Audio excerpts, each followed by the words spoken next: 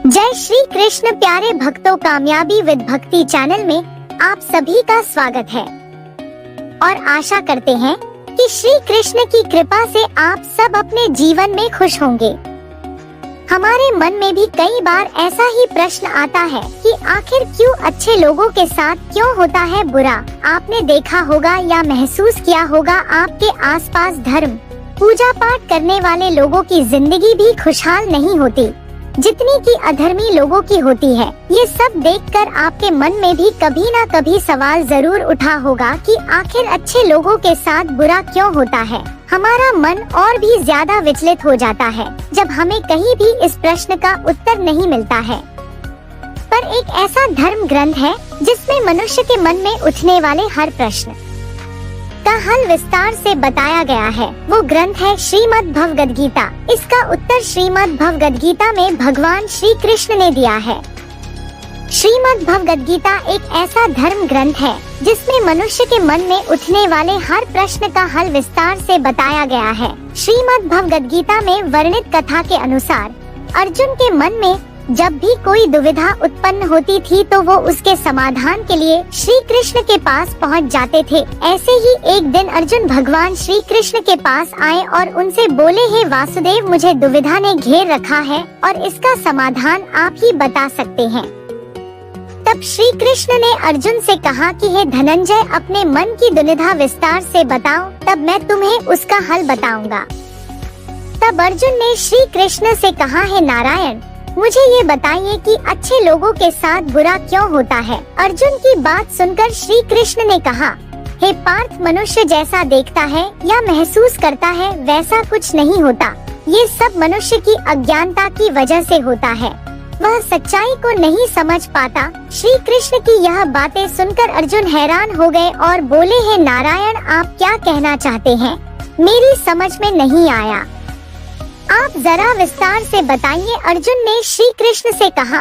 तब श्री कृष्ण बोले कि मैं तुम्हें एक कथा सुनाता हूँ जिससे जानने के बाद तुम समझ जाओगे कि हर एक इंसान को उसके कर्म के अनुसार ही फल मिलता है। अर्थात जो बुरा कर्म करता है उसे बुरा फल मिलता है और जो अच्छा कर्म करता है उसे अच्छा फल मिलता है, क्योंकि कर्म का फल तो मनुष्य को भोगना ही पड़ता है, फिर कर्म अच्छा हो या बुरा। श्री कृष्ण ने अर्जुन को एक कहानी से समझाया। वो बोले कि एक नगर में दो पुरुष रहा करते थे। वह दोनों रोज मंदिर जाते थे। उसमें एक व्यापारी था जो धर्म को बहुत महत्व देता था और वो पूजा पाठ और भगवान में बहुत विश्वास करता था। वो रोज पूजा करने मंदिर जाता था। जबकि वहीं दूसरा पुरुष एक चोर था। वो पहले वाले से बिल्कुल विपरीत था। वो मंदिर तो जाता था लेकिन पूजा पाठ के उद्देश्य से नहीं, बल्कि मंदिर के बाहर जूते चप्पल चुराने के लिए। इसी तरह समय बीतता गया। दोनों रोज अपने अपने काम से मंदिर जाते। दोनों अपनी जिंदगी में खुश थे। एक दिन उस नगर में जोर की बारिश हो रही थी, जिस कारण कोई भी भक्त उस दिन मंदिर नहीं आया। उस दिन मंदिर में पंडित के अलावा कोई नहीं था। ये बात जब चोर को पता चली तो वह बहुत खुश हुआ। उसे लगा यही सही समय है मंदिर से धन चुराने का। बस फिर क्या था, वह मंदिर पहुंच गया और मंदिर में रखा सारा धन चुरा लिया।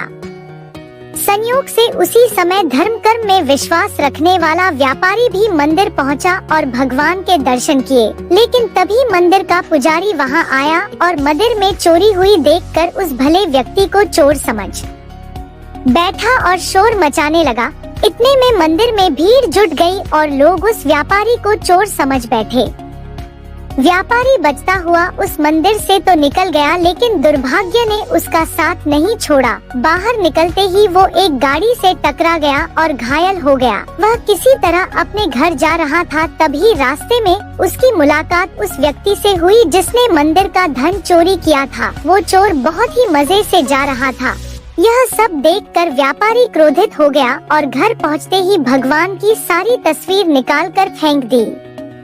वह भगवान से नाराज होते हुए अपना जीवन व्यतीत करते लगा। उसे लगा कि चोर तो अपनी जिंदगी बड़े ही मजे से जी रहा है और मेरे साथ इतना बुरा हुआ, मेरा इतना अपमान हुआ, मुझे चोट भी लग गई। कुछ समय बाद दोनों ही व्यक्तियों की मृत्यु हो गई और दोनों यमराज की सभा में पहुँचे। उस व्यक्ति ने अपने बगल में खड़ा देख यमराज से पूछ लिया कि मैं सिर्फ अच्छे कर्म करता था, लेकिन इसके बावजूद पूरा जीवन मुझे अपमान ही मिला। इस पर यमराज ने व्यापारी को बताया कि पुत्र, तुम गलत सोच रहे हो।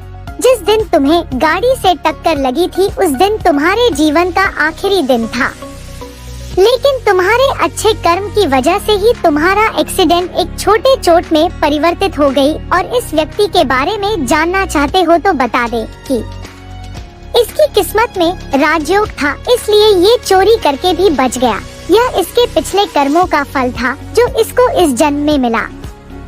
श्री कृष्ण अर्जुन को ये कथा सुनाने के बाद पूछते हैं कि पार्थ, अब तुम्हें तुम्हारे प्रश्न का उत्तर मिल गया। ऐसा सोचना कि भगवान किसी के अच्छे कर्म को नजरअंदाज कर रहे हैं तो ये बिल्कुल गलत है। लेकिन अगर आप अच्छे कर्म करते हैं तो भगवान का आशीर्वाद सदैव आप पर बना रहता है। इस कहानी से ये मालूम पड़ता है कि हमें कभी भी अपने कर्मों को नहीं बदलना चाहिए, क्योंकि आपके कर्मों का फल आपको इसी जीवन में मिलता है, बस उसका पता नहीं चलता। आशा करते हैं आपको आज की यह जानकारी पसंद आई होगी। यदि आपका सवाल हो तो कमेंट में जरूर पूछे। वीडियो को ज्यादा से ज्यादा अन्य भक्तों के साथ शेयर करें, जिससे वो भी जानकारी का लाभ ले सके। वीडियो को लाइक जरूर करें।